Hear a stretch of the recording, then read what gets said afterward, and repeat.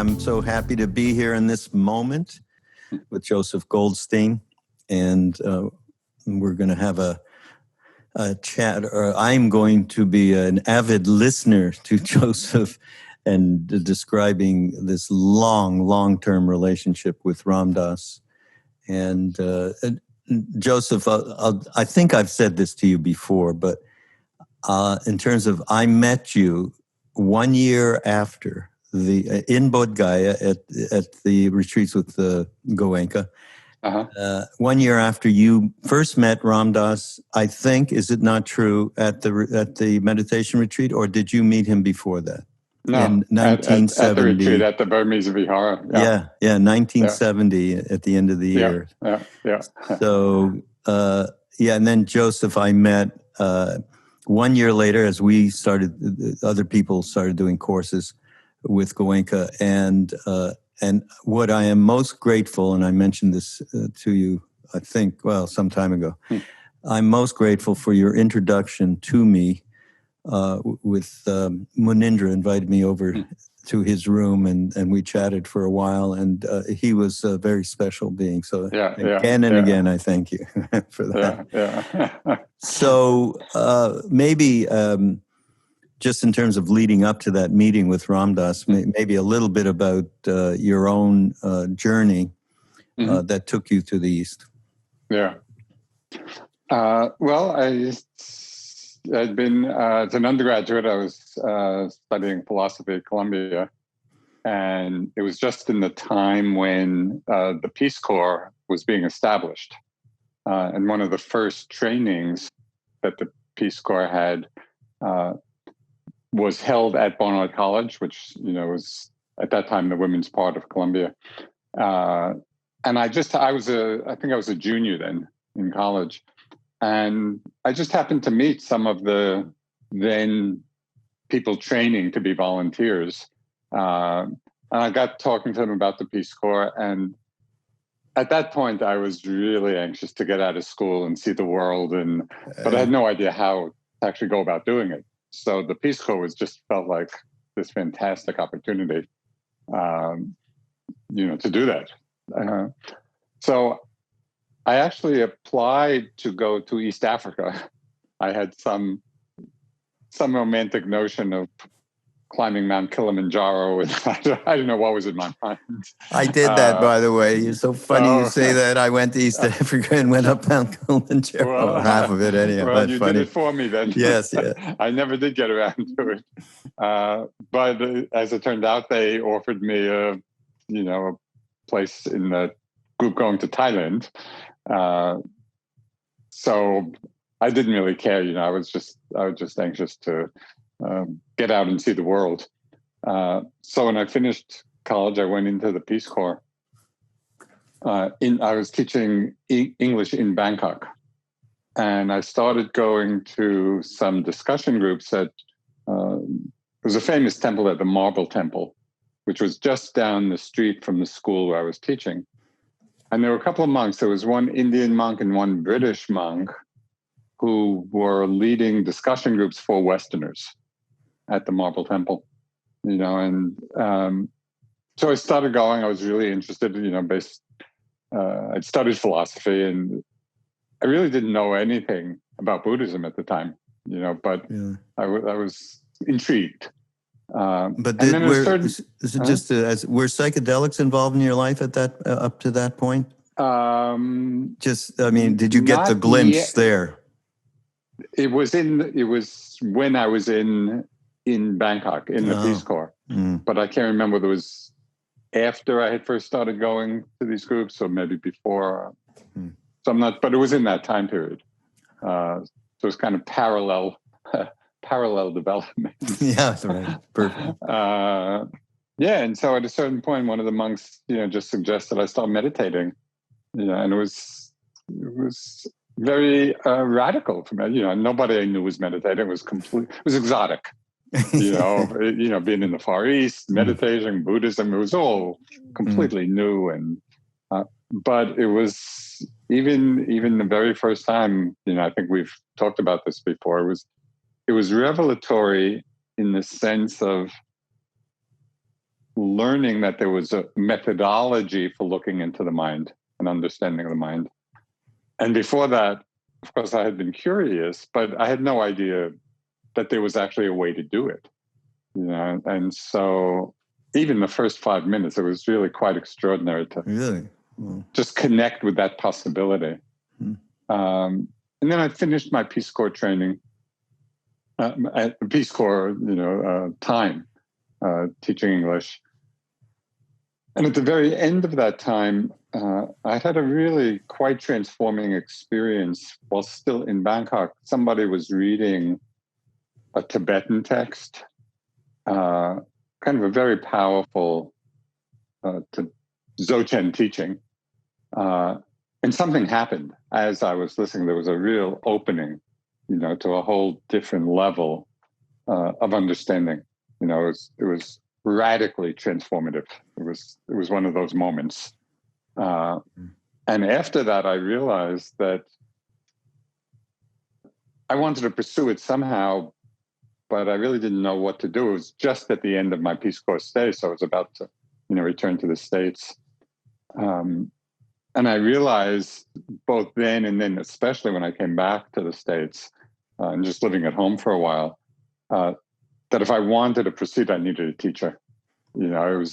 I tried when I was home, I tried to go off on retreat and practice by myself, but it was very confusing. I was just mixing up a lot of different stuff. I was doing mantras and the breath. And, I didn't know what I was doing, basically. So I realized if I want to pursue this, I need a teacher. So that's when I decided to go back to Asia. And some friends had been there on their way back from the Peace Corps in India and met some Tibetan teachers.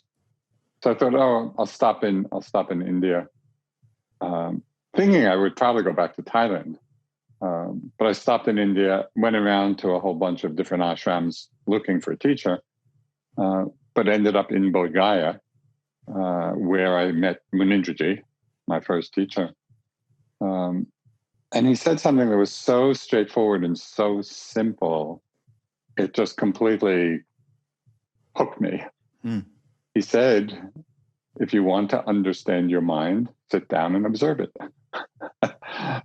So there was nothing to join. There was no ritual. There was no ceremony. There was nothing. It was just very straightforward. And at that time, there were very few Westerners in Bodh Gaya. This was in 1967. There were maybe 4 or 5 Westerners there. So I met a few of them, and they had been studying with Munindraji. I went to meet him, and we had this interaction. And he gave me the beginning instructions for Vipassana, inside practice. And it was exactly what I was looking for. I mean, I just knew immediately, because there were no frills. If you want to understand your mind, sit down and observe it. It made so much sense to me, in a common sense kind of way. Yeah. And so that was it. I spent most of the next 7 years in India, with coming back to the States a couple of times to make some money. But it was during that time that I first met Ram Dass.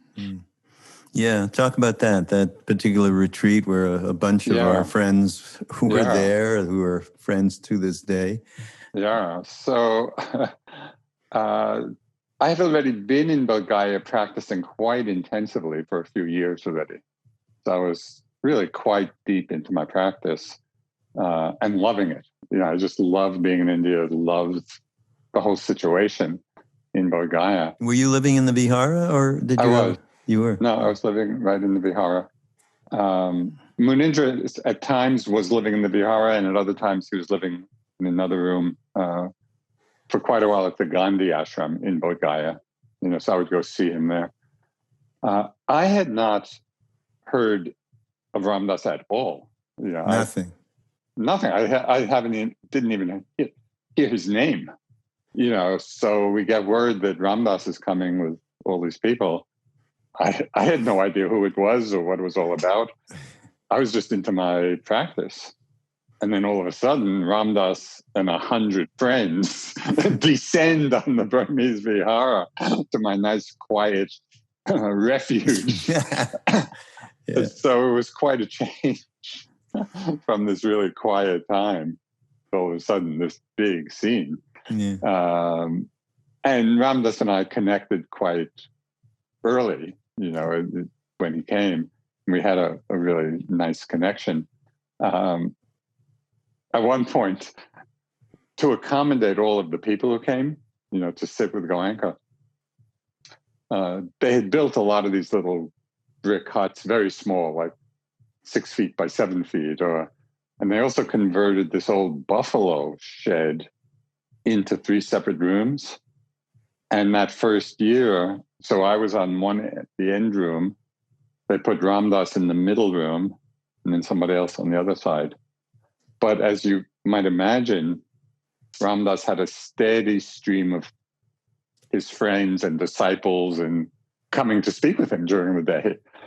This was not during, well, it might have, I was going to say, I'm not sure whether it was actually during the meditation retreat or not, or before or after, but I do remember that a steady stream of people would come and be talking to him, and I'd be trying to sit in the very next room where, as you can imagine, you could hear everything. So I'd be banging on the wall. Can we kind of keep it down? So that was my first interactions with Ram Dass. But then, over those weeks and months, we really got quite close, and he met Munindraji. So it was a really lovely time being together. Yeah, just to connect that a little bit for everybody in terms of Munindraji is when I got to India and I went up and finally got up, we found out the reason why these Westerners with Ram Dass were there in the first place was because they couldn't find Maharaji, Neem Karoli Baba. And so I think Bhagavan Das actually told Ram Dass, there's a great insight awareness Buddhist meditation. You should go. It's in Bodh Gaya.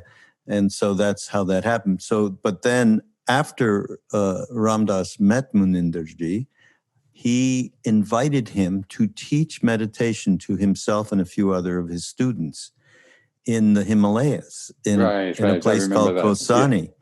Yeah. And that's when I got there, and Maharaji invited me into that scene, but I was not part of that group. I was in southern India, actually, at the time of the end of 70, early 71. And so, I mean, this is off the subject, so to speak, but Krishna Das said to me, after Maharaji said, well, you go up and meditate with Ram Dass's meditation teacher. And Krishna said, well, you can't do that. I said, why? Well, you don't know how to do Vipassana meditation. You never were trained. I said, I don't care. He told me to go up there. I'm going up there. And the truth of the matter, of course, Munindra's, I think, mom got ill and he could not come. And then we went up there, and Ram Dass did teach me the Anapana, the very basics. Of it, and we started to do it in a shed where a great saint had been, Harikan Baba. And they told us, he used to meditate in that cow shed. And Ram Dass, so he gave me the preliminary instructions. I went into the cow shed, and I, as you said, in the first few minutes, I mean, I had done TM and all that stuff. Right. I'm going on about me, and we're trying to get to Ram Dass, but it was so incredible, just more about the practice and the power of this particular practice. Yeah. I had an immediate absorption experience that was transformative, just in a similar way, I'm sure. And this was all, and that's why I have such honoring of course, meeting him and being able to sit with him for a few minutes in his room. I mean, he was special. He was very special. And so that's why the Westerners were there with Ram Dass, and that's how that denouement happened. But so I guess whatever else is in that little, I mean, you met Sharon then. Sharon Salzberg. Yeah. No, exactly. A lot of, and Dan Goleman and Krishna Mirabai, and so, Yeah. Yeah, it was really a coming together. Although at the time, I just felt it as this mob coming, disturbing my practice. Little did I know that it was just the opening to a lot. Yeah. Because after that time in Bodh Gaya at the end of 70, I don't really remember whether Ramdas and I crossed paths at other times in India. It's possible. I don't quite remember if he had come back to Bodh Gaya. But I reconnected in a very significant way when I came back to the States in 74. Because at that time, I had no idea what to do. You know, I mean, I didn't have a job. I didn't have anything. I spent all these years, you know, most of 7 years in India, 2 years in the Peace Corps before that. And I remember writing to Ramdas. And the only thing that I could think of possibly doing was, well, you know, maybe I'll see if I can teach Buddhism or meditation in some college or something. I had no idea. So I wrote to Ramdas just asking him, you know, and he was kind enough to send back just on a little postcard, disabusing me of the idea of trying to teach in college based on his own experience in academia. He said, I don't think that's the way to go. And I can't really remember actually whether he had any other suggestions at the time, but I let go of that idea. And then I met up with some friends who had also been in India, who was going to be traveling cross country. So they had a kind of van, you know, this was back, you know, in the mid 70s. So we traveled across country, stopping in Boulder. So 74 was the first summer of Naropa Institute. So this was before the summer. I stopped there. I met with Trungpa Rinpoche. And he, after speaking to him about my own experience, so he invited me to come teach at Naropa. But I think Jack, I'm not sure that I have all of this. I mean, this was quite a long time ago, but this is my recollection anyway. So Jack had already been enlisted to teach a course in Buddhism, you know, the first half of the summer session. And I arranged to teach something in the second half. Then I go on to the West Coast, California, where Ramdas was. He was in Berkeley at the time. So when I got there, I called him, but he was on one of his silent days. So he didn't really want to speak. He didn't speak. So one day I was just walking down the streets of Berkeley, again, not quite knowing what I was going to do.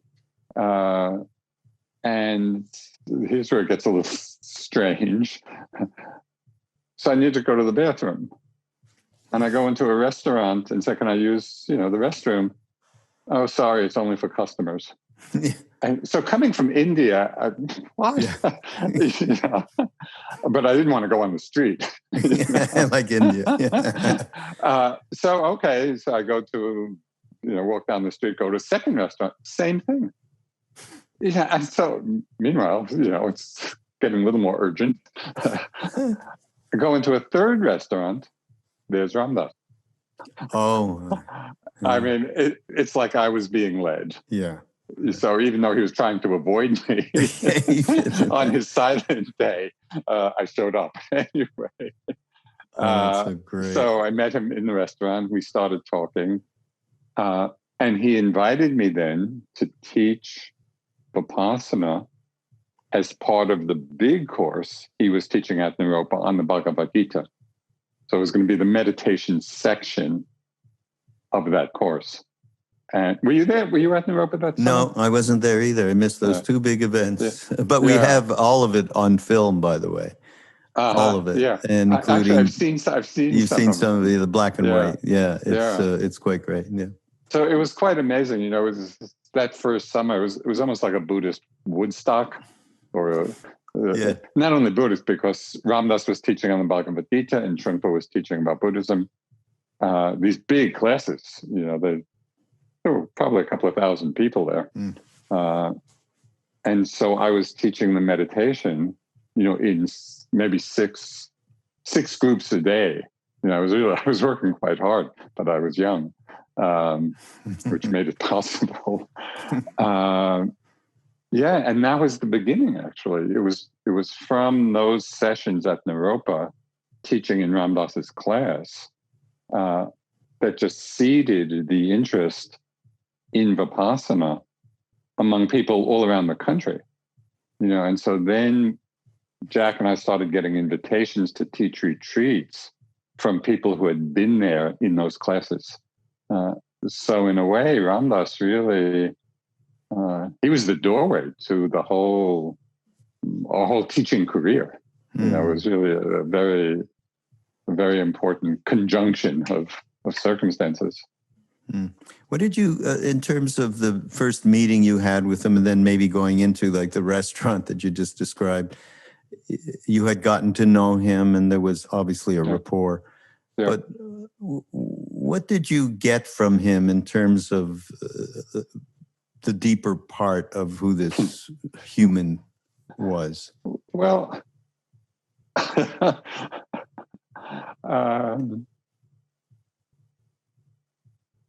well, I'll tell you, there's another story from the time in India when, so I don't know whether it was in 70 or when the first edition of Be Here Now was printed. The advance came to you. Yeah. It came in a box. Yeah.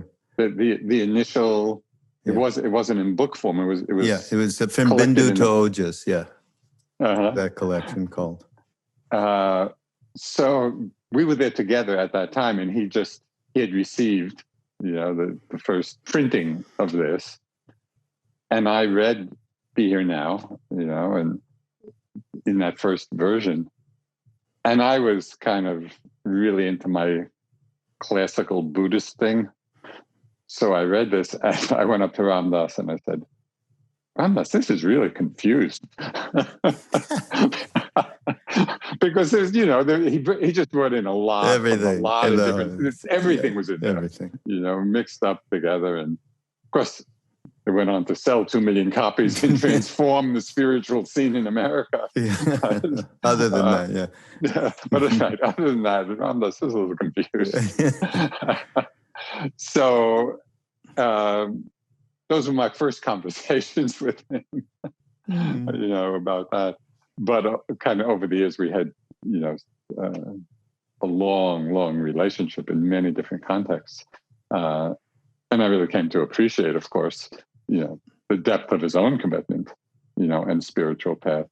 And, at that time, I knew very little about Maharaji. I didn't join the bus going up to Nainital, and because I was really committed to my practice and staying in Bodh Gaya. But of course, over the years, kind of the blending of the satsang and the sanghas, so that was really a beautiful, beautiful unfolding. And it was really through Ram Dass, of course, and other friends, that I began to just appreciate Maharaji so much. And so after Naropa, and I mean, just tell me your impressions of Ram Dass teaching at Naropa, because we have this vast archive, obviously, and those are some of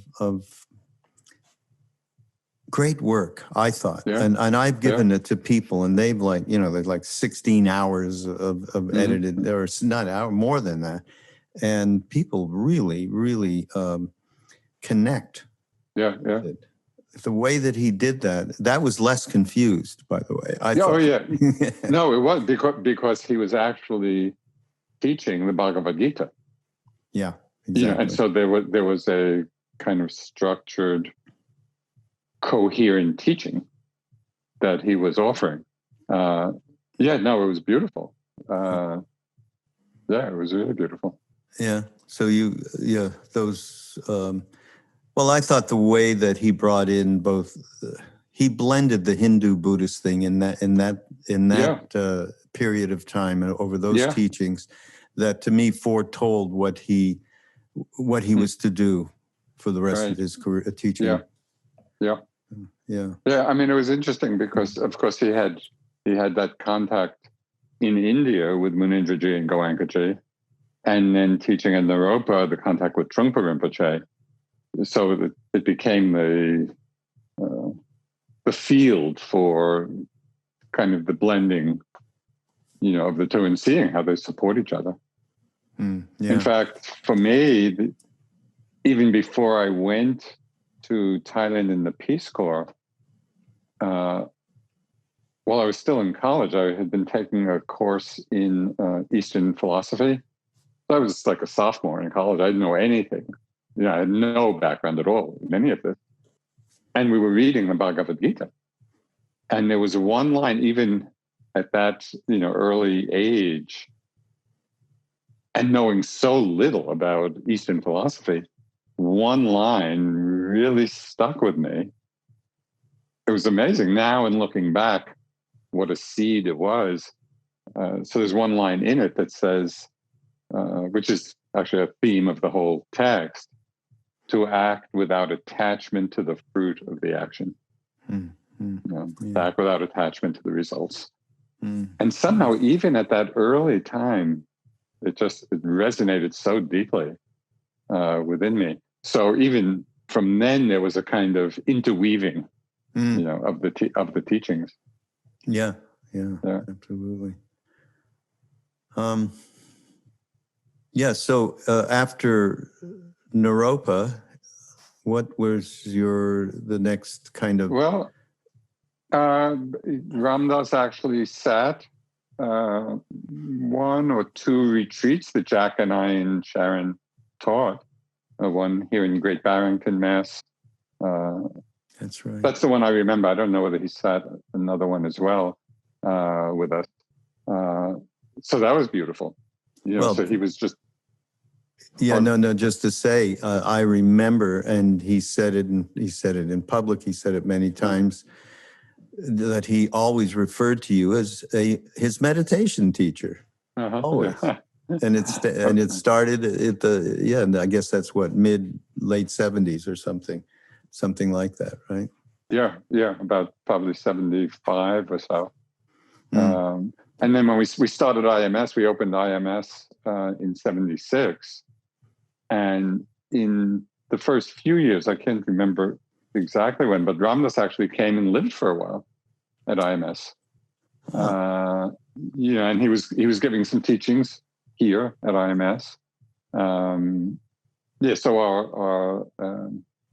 our connection just grew and grew stronger. And then over the years, we were part of a group of friends that would meet together maybe a couple of times a year, just for free-floating discussions.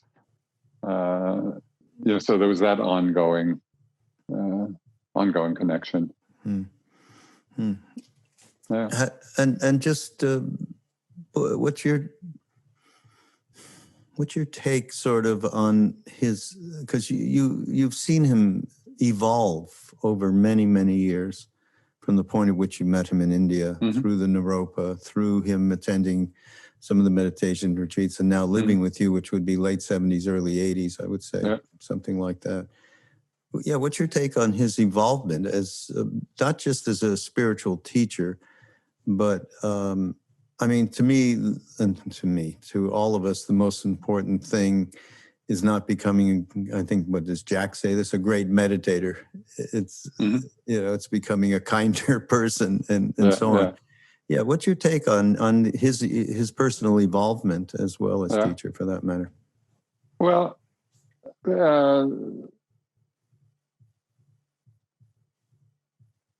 I mean, I see it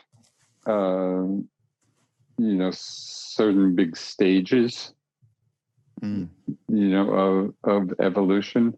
And again, I was not one who was in like continual contact with it. Even we had this very close connection, and our paths would interweave, from time to time.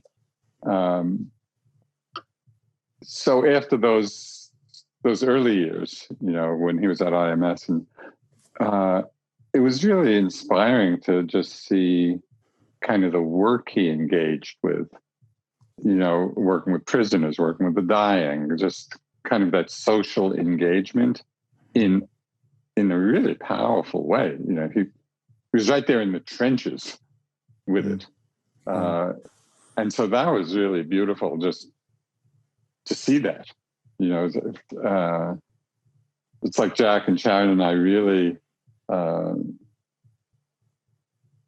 our arena was meditation retreats, and so that was really our arena of work. Ram Dass just had very big arenas, touching a lot of different aspects, and addressing different aspects of suffering, and so to see that. And in fact, one of the early books he did with Paul Gorman, how can I help? How can I help? And I think we may have spoken to this, over the years. For me, just that title, I use that a lot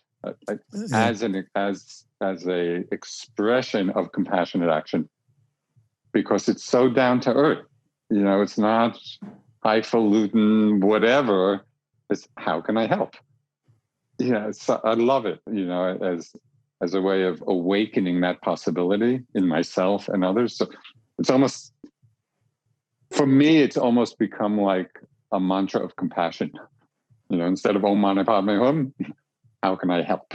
And it's such a powerful seed for moving through the world, where that's kind of a reference point.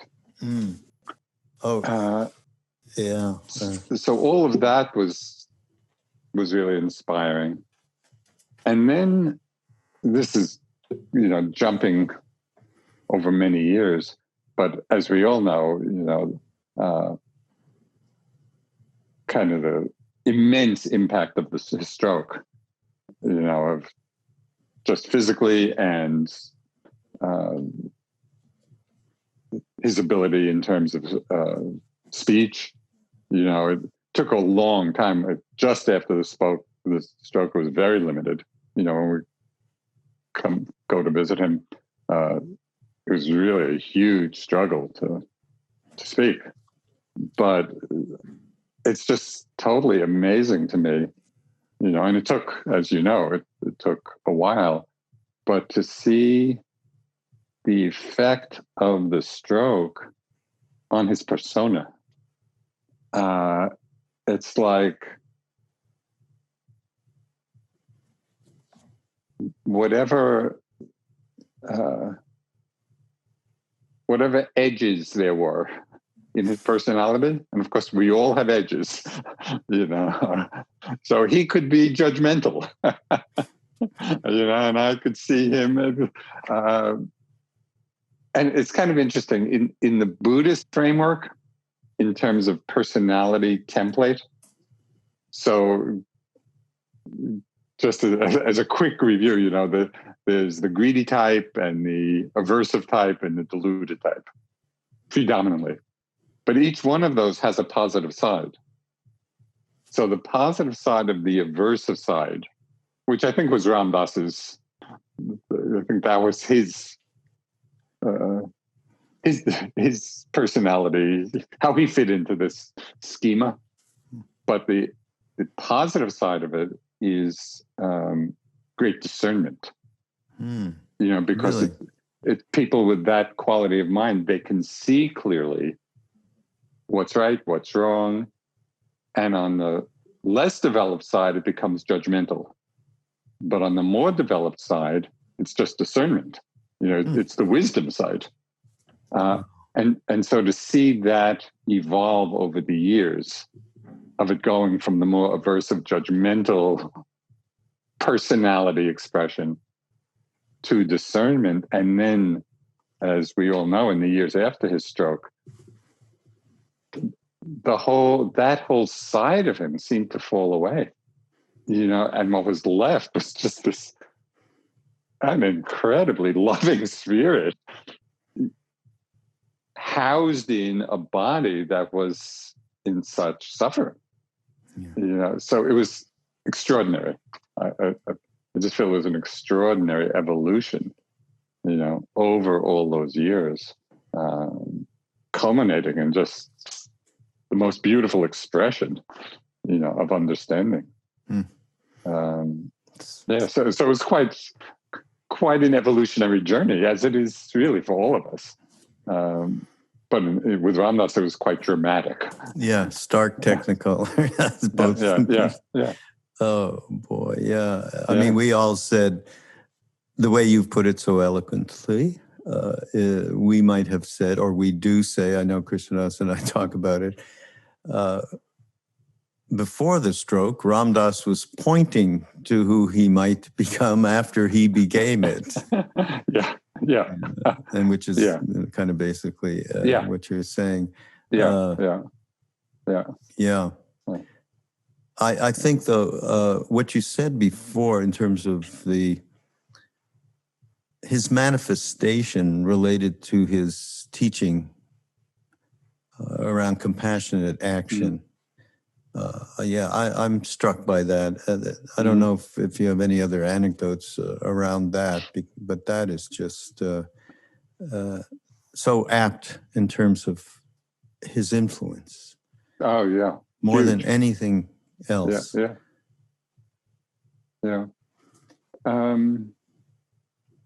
No, it was just striking to me in how many different arenas he manifested it.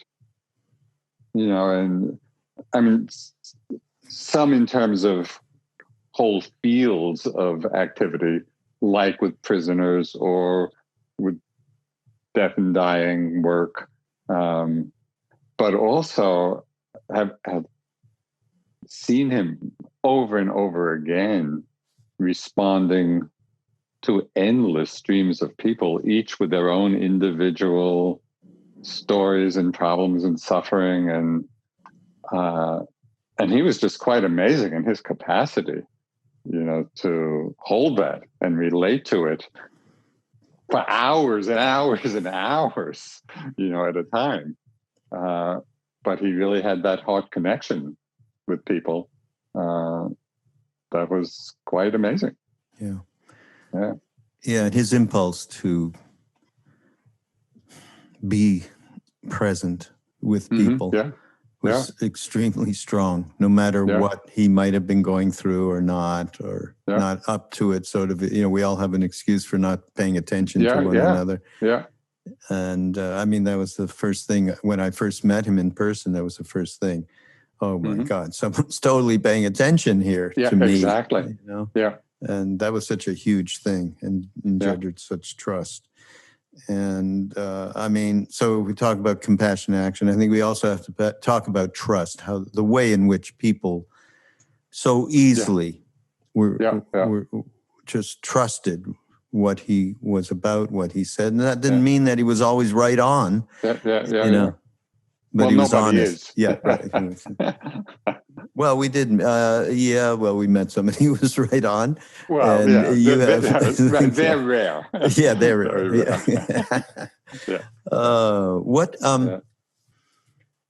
I mean, I remember. So you hadn't seen him in some time. Remember how I used to bug you every year? You got to come to one of these retreats, and finally. But before that actually happened, you came just to spend time with him, and. And I remember, actually, we have, I don't know if you've ever seen this, but this beautiful, we filmed you and he in the living room there. You remember that? That's a lovely conversation. Yeah. And now that I'm thinking of it, we'll have to make it available to people. Actually, something struck me just as you're reminding me of. So at the end of the conversation, if you remember, I don't know, somebody suggested, that I should lead a meditation to close. And I felt that I really wanted Ram Dass to lead it, and it was so beautiful. If I had done it, it would have been kind of this very kind of classical Buddhist, straightforward, whatever. But Ram Dass, as he led it, it was just so beautiful because it was just kind of this spontaneous meditation from the heart. So it was just another beauty. It reflected the very beautiful heart space he was in at that time, even though this was toward the end of his life, really. But it just came out in such a beautiful way. Well, and one of the things that I really appreciated about my relationship with him, so there's a Yiddish word which will express it. We had a great time kibitzing with one another. Joyful play. Yeah, joyful play which was really fun because we could both get into it. So we like to kibitz with one another. So that was quite a fun part of our relationship. Yeah, how about on stage? Whenever he'd be on stage, like I think I was with the two of you moderating whatever I was doing, but he would start to talk about soul. Right. As soon as he'd say the word, he'd look over at Joseph. Right, exactly. At you. What did you think in those moments? No, it was play. It was all play. Yeah. And it was fun. That was really quite a delightful part of our relationship. Yeah. And when that, particularly, I mean, the retreat that you did come to later on, that was just extraordinarily beautiful. The whole family's there because for those of you who don't know, Jack and Sharon were there as well. That's a thing. I'm glad we have that all down on film. That was it was a beautiful something. Time. Yeah. But the thing you did just with him, and we called it the puja side chat instead of fireside. In other words, in front of his puja table, his altar. That, because you had not seen each other in quite some number of years, I remember. That, talk about delightful. I mean, I don't know what other moments you can remember, but there was one where he was talking about Maharaji and saying, we're going to ask him to take care of this, that, or the other. And you said something like, well, what about me? What about me? Something like that. It was so, and just that moment, Joseph. No, we did have that kind of exchange a couple of times, even after that Maui retreat that I went to, and then spent some time with him, at his house. I kind of asked him to put in a plug for me with his Maharaji. Yeah, that's as long as he had this direct channel, and I really didn't. I said, okay, it was great. Yeah, it was great. Isn't all that so interesting, though, in terms of us, the tradition that we are in? People would go and opposite of Theravadan Buddhist tradition. Not that you are narrow in that at all, at all. Neither of the three of you are, but still. And we'd have that fun on stage, and Ram Dass would have so much fun around soul and no soul. But the fact that this blending happened, that you were such a big part of with Ram Dass and Jack and Sharon, and ultimately to all of us. I mean, how we even got. I mean, obviously Ram Dass was led there superficially by Bhagavan Das, right?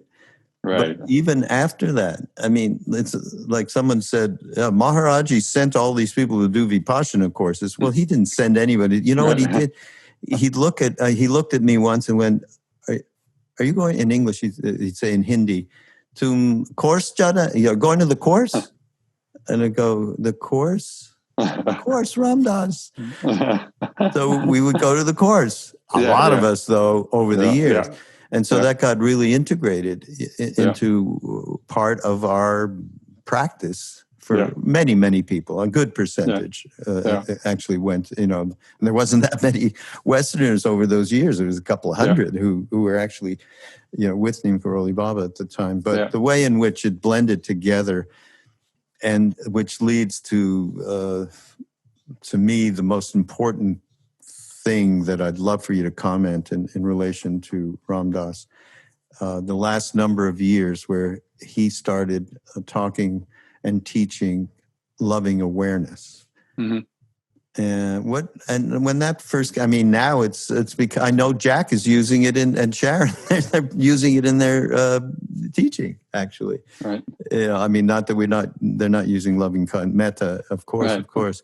But that kind of, for me, it brings it together, everything we're talking about. But what, for you, how did that whole thing hit you when you started understanding what Ram Dass was teaching there? Loving awareness. Kind of. There are two different levels of it.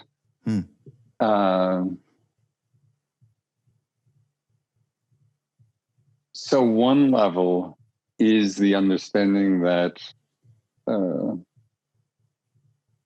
kind of love and awareness are really not two different things, And Deepa Ma, our great teacher from Calcutta, who was, as you and probably many know, just this extraordinary yogi. Just yogini, hot yogini, highly enlightened and with all the powers and everything, And somebody once asked her whether they should be practicing loving kindness or Vipassana or insight.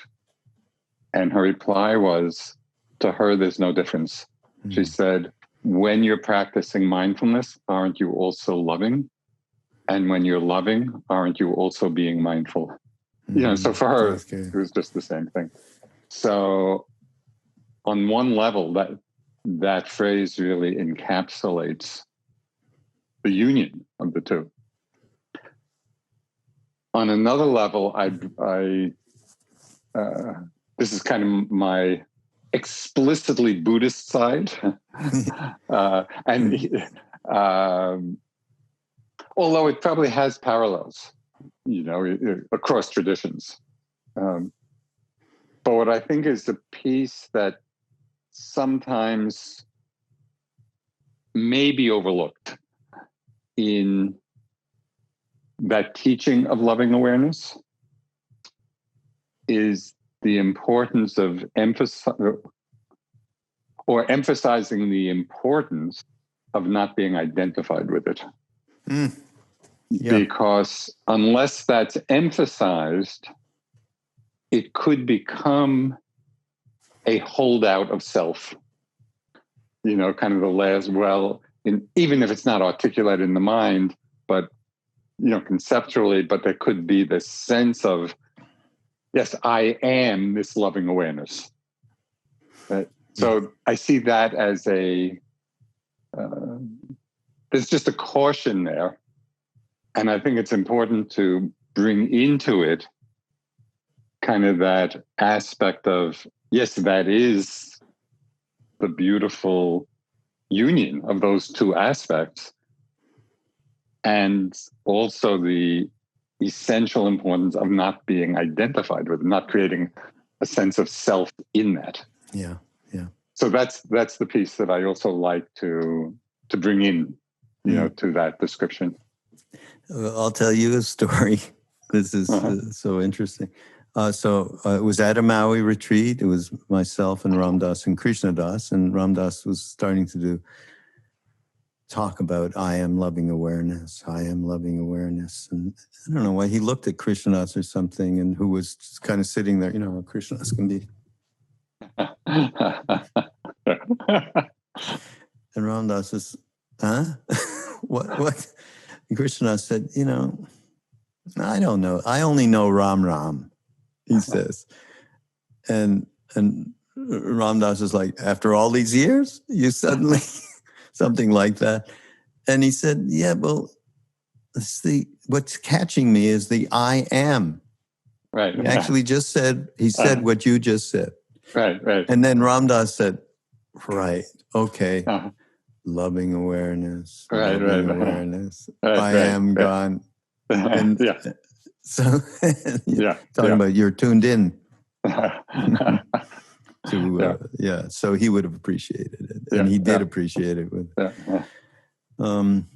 Okay, well, before because we're taking up a lot of your time, but if you have any kind of little anecdote that is about the human side of Ram Dass in your experience, in all of the times you've been with him.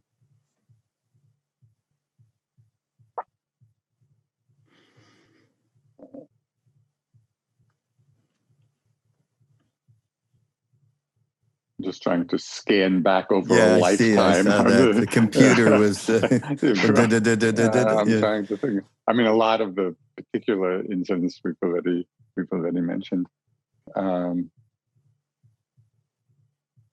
It's not so much an anecdote, but just, I think in some way, what was at the heart of our relationship and the heart of the relationships of the blending of the two sanghas, the satsang and the Vipassana sangha. What's interesting is that, sometimes people talk about, later in life, talk about the friends they met in college or, and how they still... For me, and I think for many of us, it was the friendships we made in India that have lasted over all these years. That's where just this very significant bonding took place. And so, as it's like for so many of us, these friendships have lasted even when we don't see one another, even for long periods of time. When we're together, it's like we've always been together, and I think what characterizes that, and Ram Dass was very much at the center of this, was just this basically the ongoing and deep commitment to just exploring the nature of suffering and freedom, and how that has just been at the heart of all the various and many things each of us have done, in our lives. But that's what the common ground is, and it was definitely that way with Ram Dass, for me personally, and I think everybody else. That was at the center of it all. How do we respond to the suffering and how can we be free? And that's what's just, been the mainstay, for so many of us over all these years. And I think Ram Dass just embodied that so fully. Yeah, absolutely. Thank you. Thanks, Joseph. Really appreciate pleasure. this. It's fun kind of going down memory lane a bit. A little. Well, that's been happening just because he left. Not, it's not even a year yet. And we're still going through all sorts of stuff around it in terms of, well, as he used to say, I think I quote this of more than anything, and he said so many things and had such complexity as we've discussed. But the reality he used to say is, we as humans can live on more than one plane of consciousness at the same time. Yes. And to me, that is so integrally important to be able to live any kind of life in balance with that in mind. Yeah, absolutely. So especially in these times. Where there's so much happening.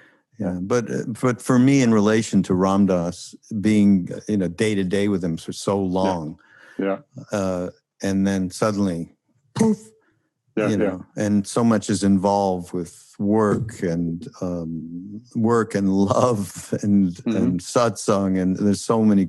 It's quite complex. So keeping those two planes, or more than one plane going at the same time, there's more than two, it is sometimes it has been tricky, and other times self-evidently glorious. So it's been something. No, I think really in some way that is the challenge of how to be engaged in the world and at the same time seeing the emptiness of it all.